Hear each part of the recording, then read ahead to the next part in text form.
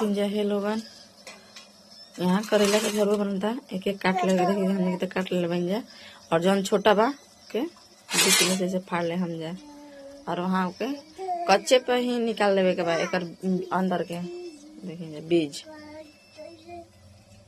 यही करेला के एक बीच में के सब निकाल लेवे के बाद। और एक करेला के गुल्फा है, कोई गुल्फा कहला, कोई भरुआ कहला, मतलब अपने अपने नाम से हर कोई पहचानेला। तो एक निकाल लेवे के बाद अच्छा तरह से देखिए चाकू से करके बढ़िया से एकदम निकाले के बाद। तो चलिए हम पूरा एक तरह से निकाल के दिखाओ तनी आप लोग के। जब फाइनली हम पूरा मिक्स करके सारा निकाल देले बनी, और जो लाम लाम देखिए जब छोटा साइज के बाद ओकरा के बीच में करके फाड़ देले बनी। देखिए एक और में निकाल देले। तो कितना आदमी उबाल के निकालेलन, कितना निकाल, तो हम तो कच्चे निकाली ना, ताकि उ सही होला कच्चा के निकालल। तो चलिए हम आगे के दिखाओ तनी आप लोग के।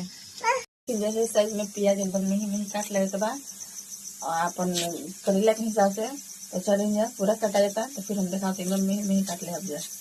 तो ये देखिए जा अब करेला कच्चा बा, देखिए हल्का उबाल लिया। तो देखिए हम पानी डाल दें कढ़ाई में। तो चलिए एक डाल दिया और एक ढक के उबाल लिया हल्का, और तब एक अच्छा से सीझी, ना तो ऐसे सीझबे ना करी अच्छा से। हम फाइनली पूरा करेला हम डाल दिल में, अब एक ढक लिए, ढक के उबाल लिए हल्का। चलिए जाए यहाँ मसाला की तैयारी कर लिया जाए। लहसुन, जीरा, मरीच और सरसों हल्का पीस लिए। तो चलिए जाए पीस के फिर हम आप लोग के दिखाओ तनी। जब फाइनली करेला उबला बा, और उतना ही उबल जितना काम है, देखिए एकदम हल्का उबाल ले हम जाए ए तरह आप लोग भी। तो चलिए जा हम आगे दिखाओ तनी एक एक का करे के बा।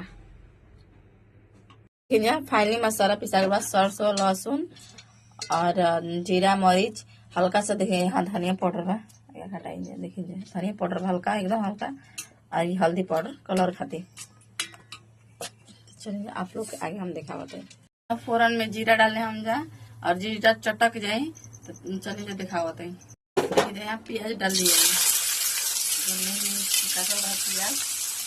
डाल दिए, और एक अच्छा से एकदम सुनहरा कलर भून ले बहुत बढ़िया चलेगा। जब प्याज भून लगे तो फिर हम आप लोग को दिखाते हैं। तो देखिए जाए मसाला डाले हम जा, और स्वाद अनुसार सभी जन नमक डाल दिया जा। देखिए स्वाद अनुसार नमक डाल ले हम जा, आप लोग भी। मसाला के खूब अच्छा तरह से